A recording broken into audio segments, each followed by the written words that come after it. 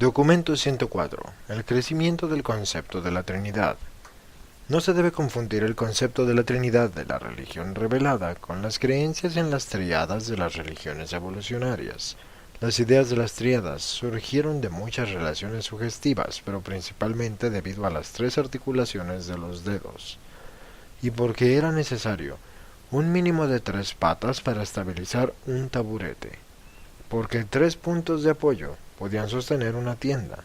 Además, el hombre primitivo por mucho tiempo no sabía contar más allá de 3. Aparte de ciertas parejas naturales, tales como el pasado y el presente, el día y la noche, el calor y el frío, lo masculino y lo femenino, el hombre generalmente tiende a pensar en tríadas: ayer, hoy y mañana, amanecer, mediodía y atardecer, padre, madre e hijo. Se aplaude 3 veces al victorioso, los muertos se entierran al tercer día, y el fantasma se aplaca mediante 3 abluciones de agua. Como consecuencia de estas asociaciones naturales en la experiencia humana, la tríada apareció en la religión, mucho antes de que fueran reveladas a la humanidad la Trinidad paradisíaca de deidades, o aún alguna de sus representaciones. Más adelante los persas, hindúes, griegos, egipcios, babilonios, romanos y escandinavos todos tuvieron dioses en tríadas, pero estos aún no eran verdaderas trinidades. Las deidades en tríadas tuvieron todas un origen natural y han aparecido en algún momento u otro entre la mayoría de los pueblos inteligentes de Urantia. A veces el concepto de una tríada evolucionaria se ha mezclado con el de la Trinidad revelada. En estos casos es frecuentemente imposible distinguir la una de la otra. Los conceptos urantianos de la Trinidad. La primera revelación en Urantia que conducía a la comprensión de la Trinidad del Paraíso provino del séquito del príncipe Caligastia alrededor de 500.000 de años atrás. Este primer concepto de la Trinidad se perdió para el mundo en los tiempos borrascosos que siguieron a la rebelión planetaria. La segunda presentación de la Trinidad fue la de Adán y Eva en el primero y segundo jardines.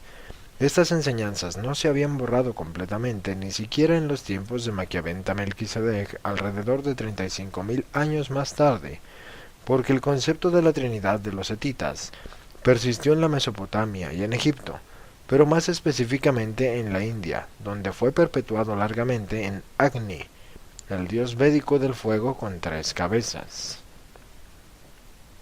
La tercera presentación de la Trinidad fue realizada por Maquiaventa Melquisedec y se simboliza esta doctrina con los 3 círculos concéntricos que el sabio de Salem lucía en su pecho. Pero Maquiaventa descubrió que era muy difícil enseñar a los beduinos palestinos sobre el Padre Universal, el Hijo Eterno y el Espíritu Infinito.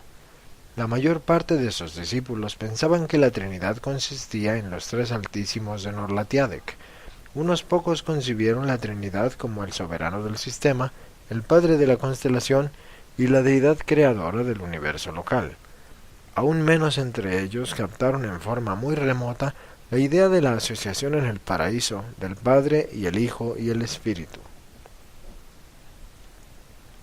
A través de las actividades de los misioneros salemitas, las enseñanzas de Melquisedec sobre la Trinidad paulatinamente se difundieron bastante por Erusia y el norte de África.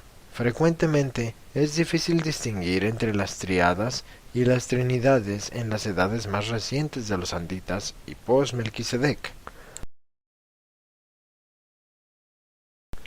épocas en las cuales ambos conceptos hasta cierto punto se entremezclaron y conglutinaron. Entre los hindúes, el concepto trinitario se arraigó como ser, inteligencia y felicidad. Un concepto indio posterior fue el de Brahma, Shiva y Vishnu. Aunque las primeras presentaciones de la Trinidad fueron llevadas a la India por los sacerdotes hetitas, las ideas más recientes de la Trinidad fueron importadas por los misioneros salemitas y desarrolladas por los intelectos nativos de la India a través de un compuesto de estas doctrinas con los conceptos evolucionarios de la tríada. La fe budista desarrolló 2 doctrinas de naturaleza trinitaria. La primera fue maestro, ley y hermandad, Esa fue la presentación hecha por Gautama Siddhartha.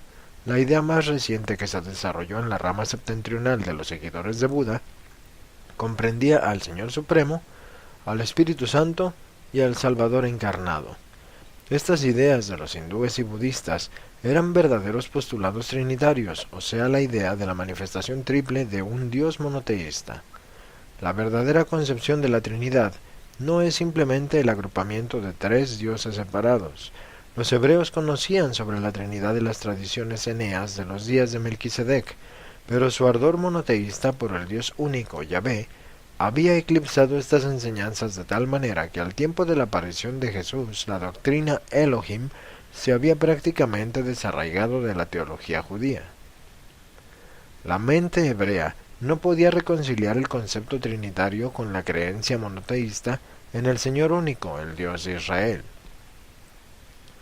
Los seguidores de la fe islámica, del mismo modo, fueron incapaces de captar la idea de la Trinidad. Es siempre difícil para un monoteísmo emergente tolerar el trinitarismo cuando se enfrenta con el politeísmo. La idea de Trinidad se arraiga mejor en aquellas religiones que poseen una tradición monoteísta firme combinada con flexibilidad doctrinal. Los grandes monoteístas, los hebreos y los maometanos, encontraban difícil distinguir entre la adoración de tres dioses, politeísmo y el trinitarismo. La adoración de una deidad que existe en una manifestación triuna de divinidad y personalidad. Jesús enseñó a sus apóstoles la verdad sobre las personas de la Trinidad del Paraíso, pero pensaron que les hablaba figurativa y simbólicamente, habiendo sido alimentados en el monoteísmo hebraico. Les resultaba difícil mantener una creencia que parecía estar en conflicto con su concepto dominante de Yahvé. Y los cristianos primitivos heredaron el prejuicio hebraico contra el concepto de la Trinidad.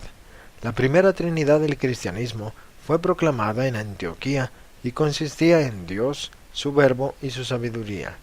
Pablo sabía que la Trinidad del Paraíso de Padre, Hijo y Espíritu, pero rara vez lo predicó y rara vez hizo mención de ello, excepto en algunas de sus epístolas a las iglesias que se estaban formando.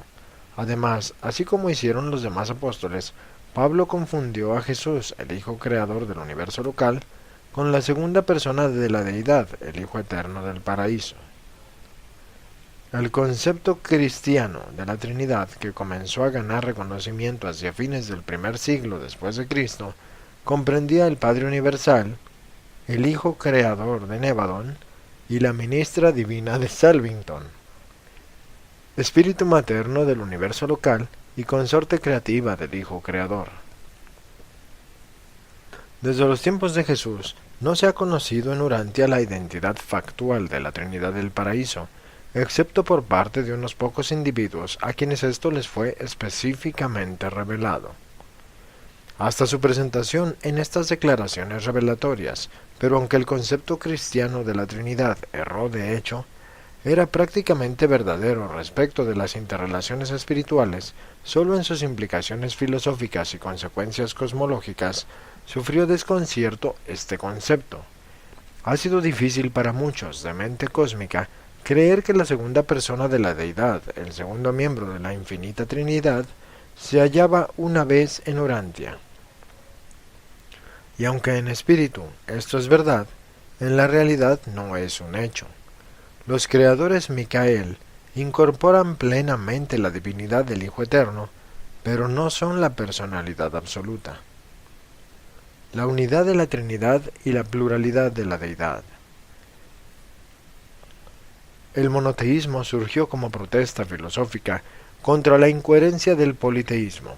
Se desarrolló primero a través de organizaciones tipo Panteón, con la departamentalización de las actividades supernaturales.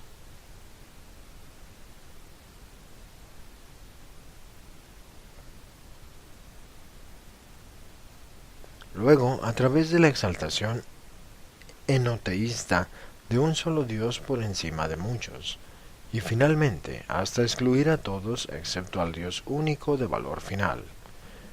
El trinitarismo surge de la protesta experiencial contra la imposibilidad de concebir la calidad única de una deidad desantropomorfizada, solitaria, de significado universal, sin relaciones. Con tiempo suficiente, la filosofía tiende a abstraer las cualidades personales del concepto de la deidad del monoteísmo puro, reduciendo así esta idea de un Dios no relacionado al estado de un absoluto panteísta. Siempre ha sido difícil comprender la naturaleza personal de un Dios que no tiene relaciones personales de igualdad con otros seres personales coordinados. La personalidad en la deidad exige que dicha deidad exista en relación con otra deidad personal e igual.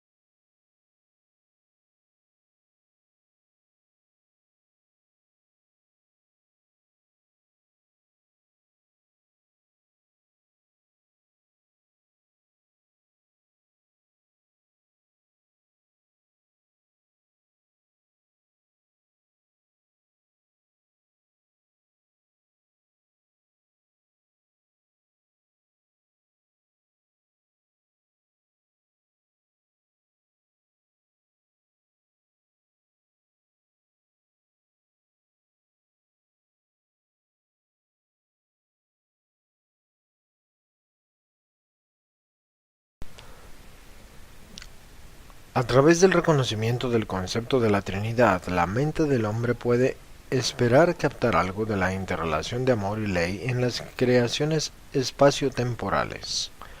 A través de la fe espiritual, el hombre alcanza el discernimiento del amor de Dios, pero pronto descubre que esta fe espiritual no tiene influencia sobre las leyes ordenadas del universo material. Aunque la creencia del hombre en Dios como Padre del paraíso sea sumamente firme, los horizontes cósmicos en expansión exigen que también reconozca la realidad de la deidad del paraíso como ley universal, que reconozca la soberanía de la Trinidad que se extiende hacia afuera del paraíso, y que eclipsa aún los universos locales evolutivos de los hijos creadores y de las hijas creativas de las tres personas eternas, cuya unión de deidad es el hecho y realidad e indivisibilidad eterna de la Trinidad del paraíso. Y esta misma Trinidad del paraíso es una entidad real, no una personalidad, pero sin embargo, una realidad verdadera y absoluta. No una personalidad, pero sin embargo, compatible con personalidades coexistentes. Las personalidades del Padre, el Hijo y el Espíritu. La Trinidad es una realidad de deidad supersumativa, que se eventúa de la conjunción de las tres deidades del paraíso. Las cualidades características y funciones de la Trinidad no son la simple suma de los atributos de las tres deidades del paraíso. Las funciones de la Trinidad son algo único, original y no totalmente previsible a partir del análisis de los atributos del Padre, el Hijo y el Espíritu. Por ejemplo, el Maestro, cuando estaba en la tierra, enseñó a sus seguidores que la justicia no es nunca una acción personal, es siempre una función de grupo. Tampoco los dioses como personas administran la justicia, pero sí cumplen con esta misma función como un todo colectivo, como la Trinidad del paraíso. La comprensión conceptual de la asociación de la Trinidad de Padre, Hijo y Espíritu prepara la mente humana para la presentación ulterior de ciertas otras relaciones triples. La razón teológica puede satisfacerse plenamente mediante el concepto de la Trinidad del paraíso, pero la razón filosófica y cosmológica exigen el reconocimiento de otras asociaciones triunas de la primera fuente y centro, aquellas triunidades en las que el infinito funciona en varias ocupaciones, no Padre de manifestación universal. Las relaciones del Dios de la fuerza, la energía, el poder, la causación, la reacción, la potencialidad, la actualidad, la gravedad, la tensión, el modelo, el principio y la unidad. Las trinidades y las triunidades.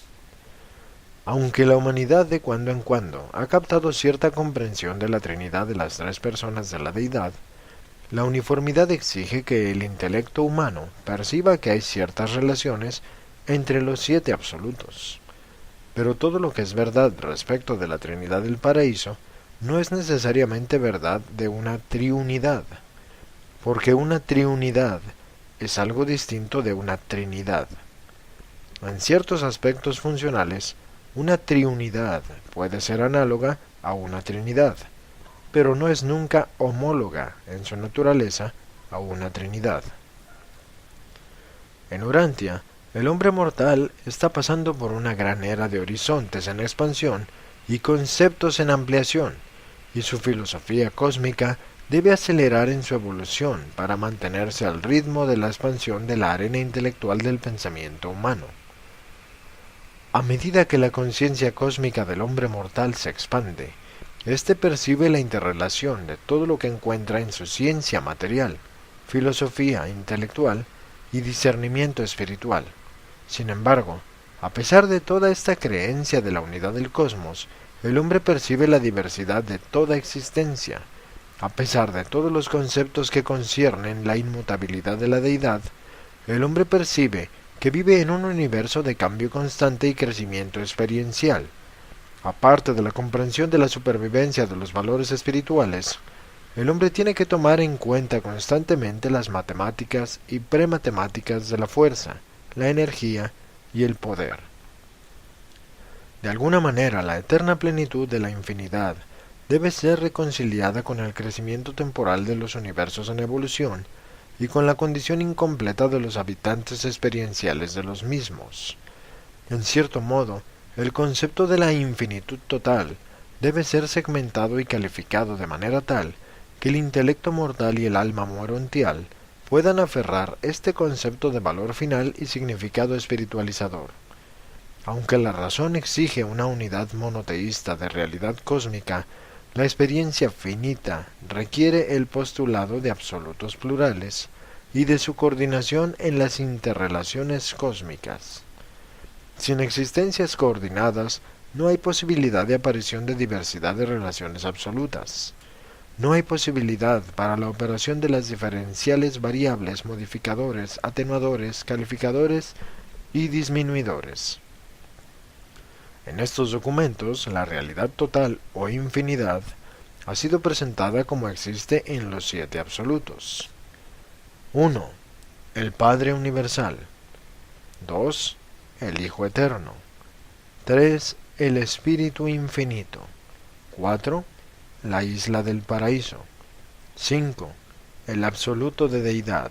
6. El Absoluto Universal. 7.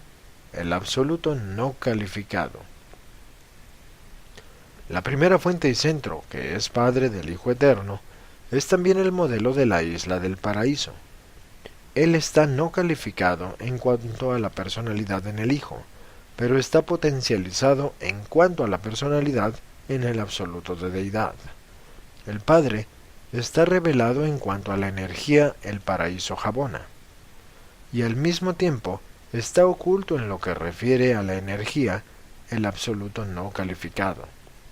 El infinito es por siempre revelado en las acciones incesantes del actor conjunto, mientras que está eternamente funcionando en las actividades compensatorias, pero envueltas del absoluto universal. Así pues, el Padre está relacionado con los seis absolutos iguales, y así los siete comprenden el círculo de la infinidad, a lo largo de los siglos interminables de la eternidad. Parecería que la triunidad de las interrelaciones absolutas fuera inevitable. La personalidad busca la asociación con otras personalidades en un nivel absoluto, así como también en todos los otros niveles. Y la asociación de las tres personalidades eterniza la primera triunidad. La unión de personalidad del Padre, del Hijo y del Espíritu, porque cuando estas tres personas como personas se reúnen para una función unida, constituyen de esta manera una triunidad de unidad funcional, no una trinidad.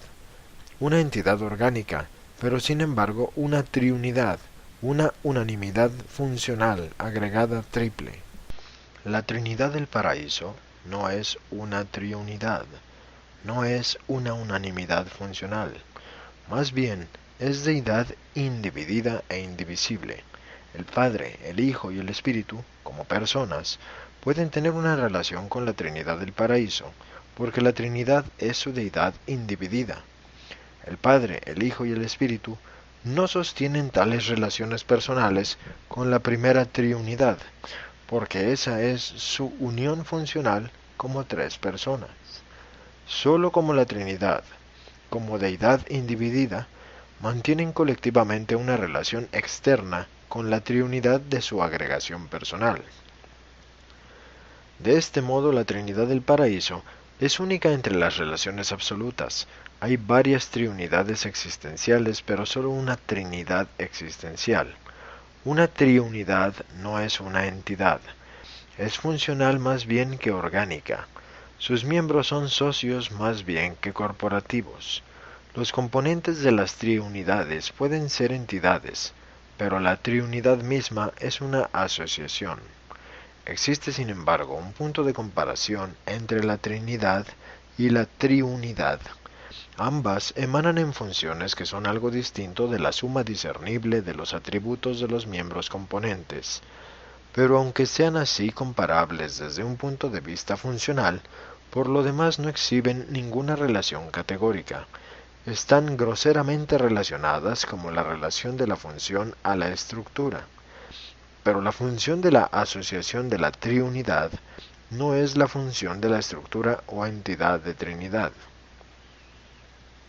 Las triunidades son, sin embargo, reales, muy reales. En ellas está la realidad total funcionalizada, y a través de ellas el Padre Universal ejercita un control inmediato y personal sobre las funciones directivas de la infinidad.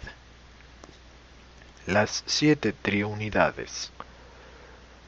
Al intentar la descripción de las 7 triunidades, se dirige la atención al hecho de que el Padre Universal es el miembro primario de cada una de ellas. Él es, era y siempre será el primer Padre, fuente universal, el centro absoluto, la causa primaria, el controlador universal, el energizador ilimitado, la unidad original, el sostenedor no calificado, la primera persona de la deidad, el primer modelo cósmico y la esencia de la infinidad. El Padre Universal es la causa personal de los absolutos. Él es el absoluto de los absolutos. La naturaleza y significado de las 7 triunidades pueden ser sugeridas como sigue. La primera triunidad, la triunidad personal propuesta. Esta es la agrupación de las 3 personalidades de la deidad. 1. El Padre Universal. 2. El Hijo Eterno. 3. El Espíritu Infinito. Esta es la unión triple de amor, misericordia y ministerio, la asociación personal y de propósito, compuesta de las 3 personalidades eternas del paraíso. Esta es la asociación divinamente fraternal, amante de la criatura, que actúa como un padre y que promueve la ascensión. Las personalidades divinas de esta primera triunidad son dioses que otorgan la personalidad, donan el espíritu y dotan a la mente. Esta es la triunidad de volición infinita, actúa a lo largo del presente eterno y en todo el flujo del tiempo pasado, presente y futuro. Esta asociación da como fruto la infinidad volitiva y provee los mecanismos por los cuales la deidad personal se vuelve autorrevelatoria para las criaturas del cosmos evolutivo.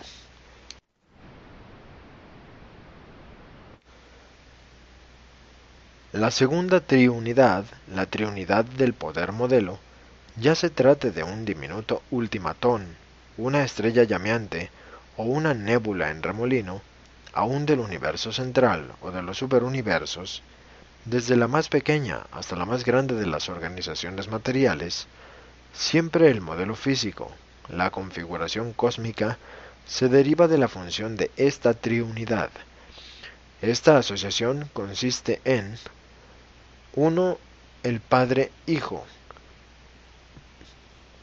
2. La isla del paraíso. 3. El actor conjunto. Los agentes cósmicos de la tercera fuente y centro organizan la energía.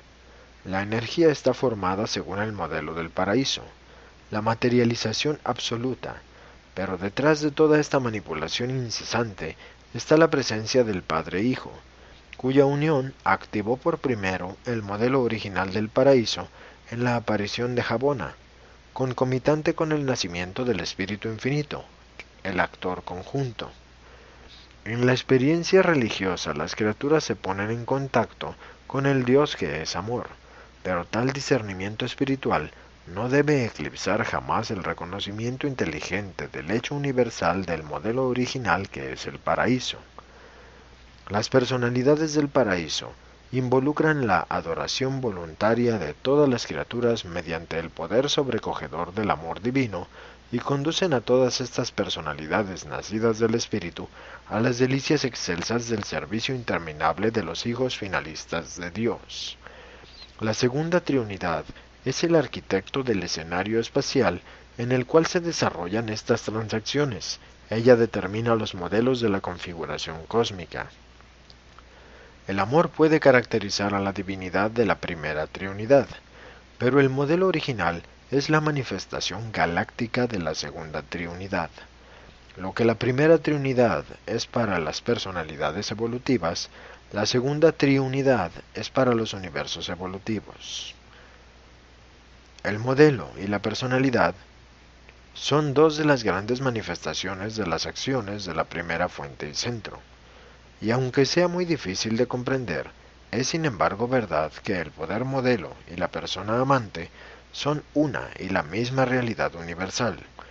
La isla del paraíso y el Hijo Eterno son revelaciones iguales, pero antípodas de la naturaleza insondable del Padre, fuerza universal. La tercera triunidad. La triunidad espíritu evolucional.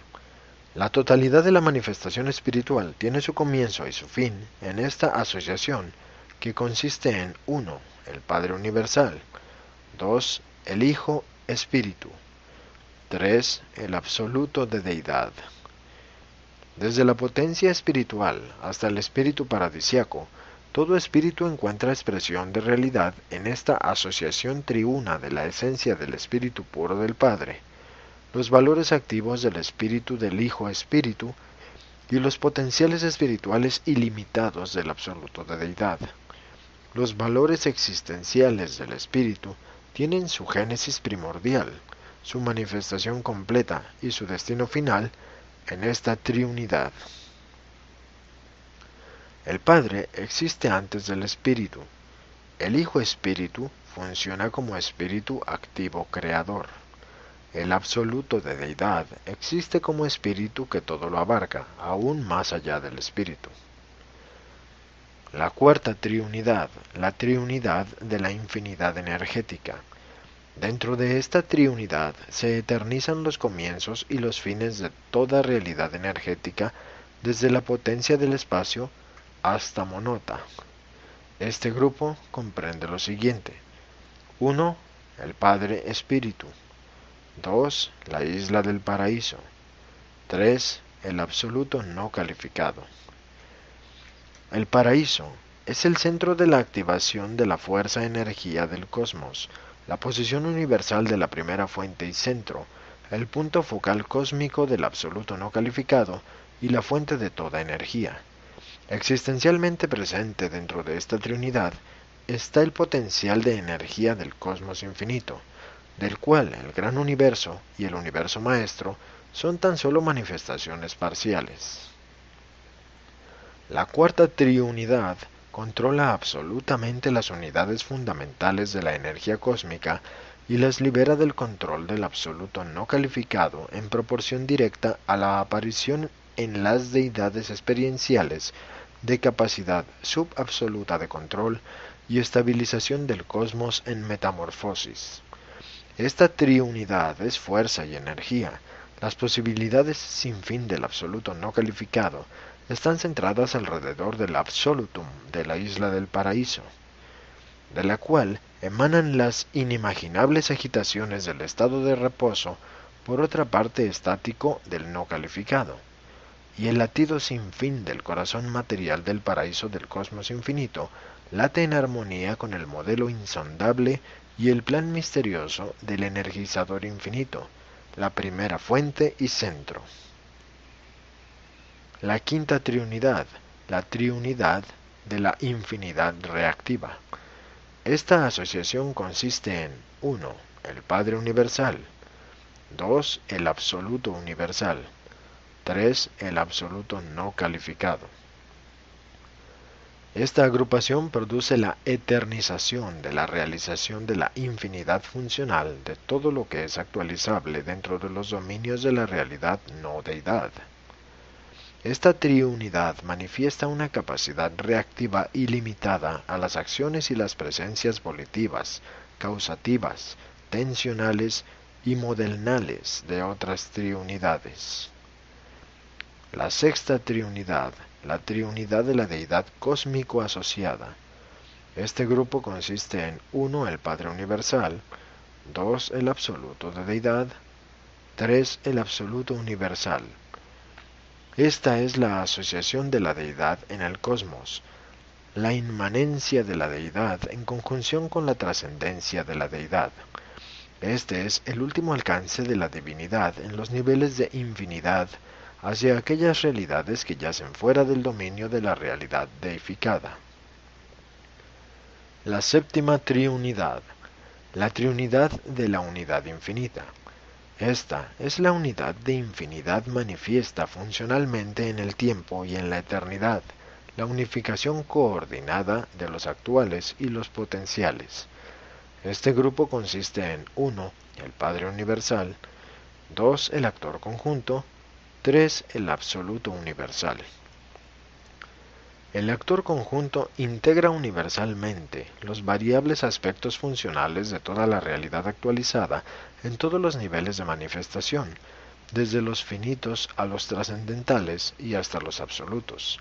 El absoluto universal compensa perfectamente los diferenciales inherentes en los variables aspectos de toda realidad incompleta, desde las potencialidades ilimitadas de la realidad de deidad activo-volitiva y causativa hasta las posibilidades sin fronteras de la realidad no deidad estática y reactiva en los incomprensibles dominios del absoluto no calificado. En su funcionamiento en esta triunidad, el actor conjunto y el absoluto universal responden del mismo modo a las presencias de deidad y no deidad, así como también lo hace la primera fuente y centro, que en esta relación es para todos los propósitos conceptualmente indiferenciable del yo soy. Estas aproximaciones son suficientes para dilucidar el concepto de las triunidades.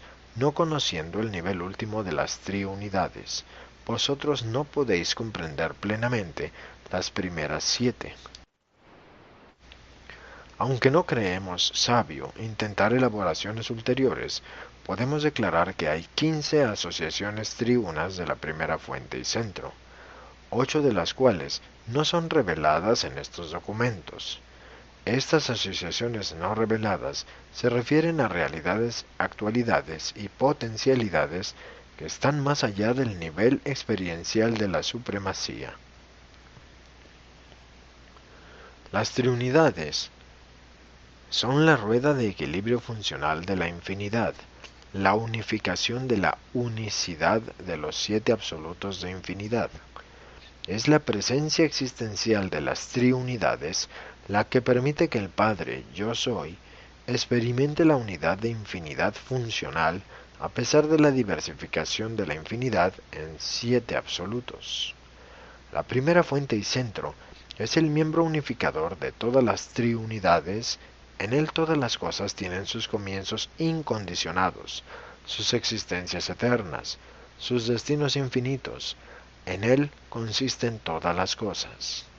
Aunque estas asociaciones no pueden aumentar la infinidad del Padre Yo Soy, parecen posibilitar las manifestaciones subinfinitas y subabsolutas de su realidad.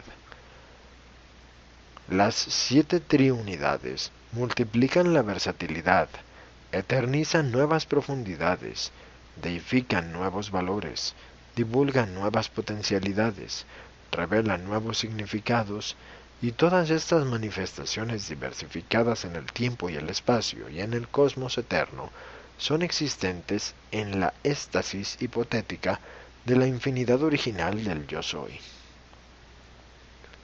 Las triodidades.